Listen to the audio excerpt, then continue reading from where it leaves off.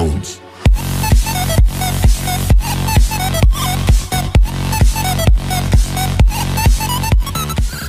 انه خلق كل انسان من بني آدم على 60 و300 مفصل. حضرت عایشه از شوهر خود محمد صلی الله علیه و سلم روایت میکند پیغمبر خدا گفتند خداوند انسان وقتی که می آفرد در جسم فرزند آدم 360 رگ را پیوست میکند. در هر یک وجود ما و شما 360 رگ و پیوند موجود است. این قدرت الهی است، این عظمت خداوندی است. چگونه ای که اگر در یک ماشینی که ما و شما رانندگی میکنیم در حرکت می‌داریم نظر کنیم که ویم از ساخت انسان گرفته شده است، تمام آن تکنیک و زوادی که در روی دنیا موجود هست همون از جسم انسان آموخته شده است. چگونه ماشین تیز حرکت میکند، چگونه میایستد که هر کدام او به خودش یک سیم دارد، یک آهن مخصوص دارد. خداوندم انسان را همچنین آفریدگی هست که هر یک رگ و پیوند ما یک کاری را انجام میدهد.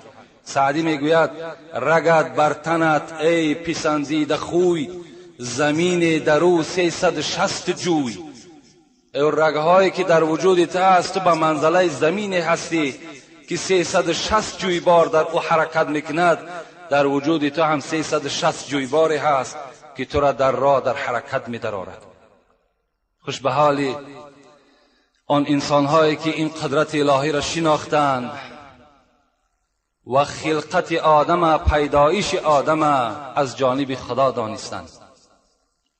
در دوام رسول اکرم گفتند فمن کبر الله و حمد الله و هلل الله و سبح الله و استغفر الله. اگر کدام شخص یک بار بگوید الله اکبر، یک بار بگوید لا اله الا الله، یک بار بگوید الحمدلله، یک بار بگوید سبحان الله، او عزل حجر عن طریق الناس، یا یک سنگ را پیغمبر گفتن از راه میگیرد و بیره میکند، او شوکتا، یا یک خار را از راه مسلمان ها بیره میکند، او عزما عن طریق، یا یک استخوان را پیغمبر خدا گفتن از راه بیراه میکند، او امر بالمعروف او نهی عن المنکر، یا امر معروف میکند یا نهی منکر میکند. عدد 60 و 300. خداوند بر همون بنده موافق همین 360 رگی که دارد 360 ثواب در نامه اعمالش مینویسد. زیرا که برای یک امر معروف و نهی منکر از من کردن یا از شما کردن 360 رگ خدمت میکند. برای یک مسجد قدم زدن پاهایی که حرکت میکند 360 رگ این پایها را در حرکت میدارد. خداوند 360 ثواب در نامه اعمال همه شما امروز کتابت میکند به خاطر آنی که شما به مسجد آمدین، برای شنیدن امر معروف آمدین و اگر یک بار تکبیر گفته باشین به 360 شما ضربش کنین که خدا این ثواب بر شما نصیب گردانیده است.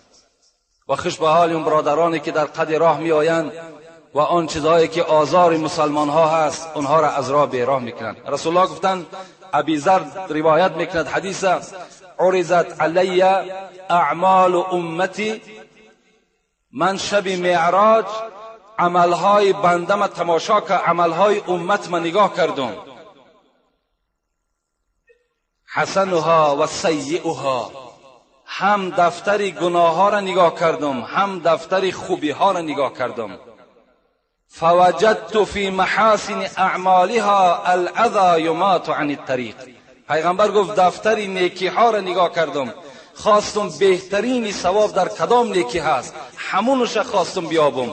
وقتی که بر من نشان دادن همان کار برآمد که شخص در راه می رود و آن چیزی که در راه پرتافته شده است او را از راه بیراه میکند. در این از همه ثواب زیاد را دیدم.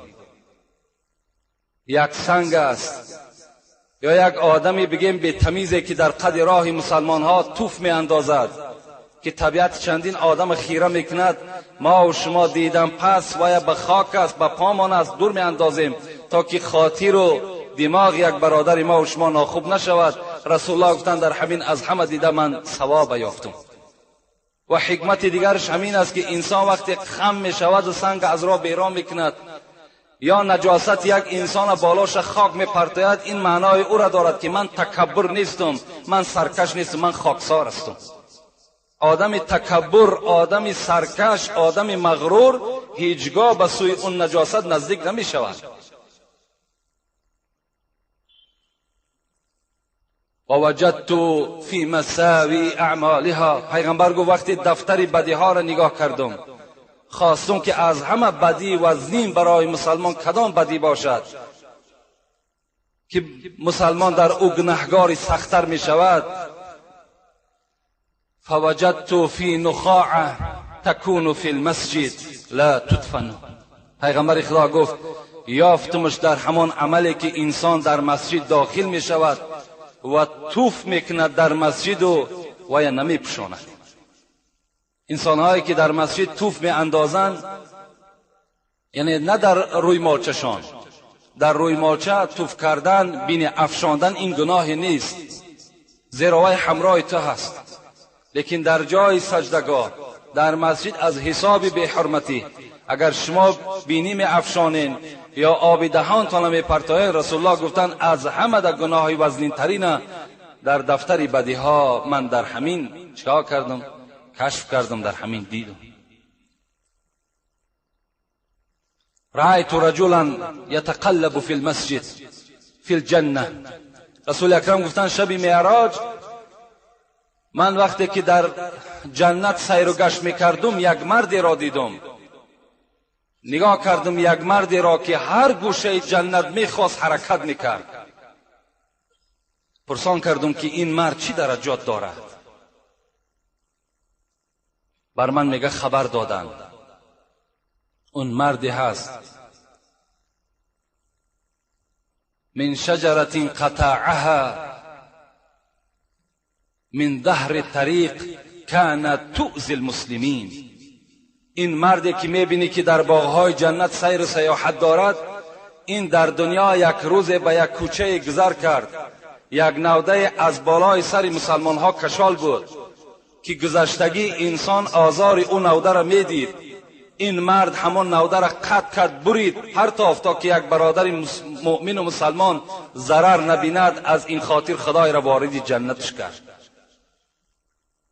از این خاطر کدام ما و شما در راه میگردیم، هر چیزی که میبینیم ما را آزار میدهد، البته برادر مؤمن ما و شما را آزار میدهد و یا از راه دور کردیم، انشاءالله ما و شما ثواب خیلی زیاد میگیریم.